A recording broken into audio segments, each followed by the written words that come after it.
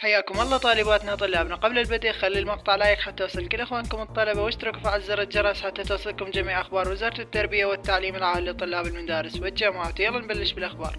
اعلنت وزارة التربية هذا اليوم عن اكتمال شبه تام لنتائج طلب الصف السادس اعدادي بمرحلتي العلمي والادبي، حيث اكد المتحدث باسم وزارة التربية ان المراحل النهائية لعملية اكتمال تدقيق النتائج شارفت على الانتهاء، وان اعلان النتائج لا يوجد له يوم محدد كما تنشر قنوات التليجرام الخاصة بنشر الأخبار للطلبة، وإنما الموعد الرسمي ستعلنه وزارة التربية لاحقا للطلبة.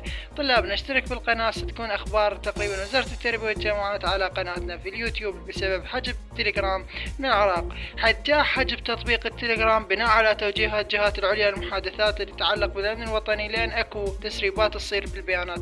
لذلك أتوقع أن التليجرام راح ينحجب بشكل تام، حتى الفي بي ان بالأيام الجاية ما راح يقدر يشغله، فاشترك وفعل زر الجرس حتى توصلك الأخبار. تحياتنا لكم وشكرا لاستماعكم.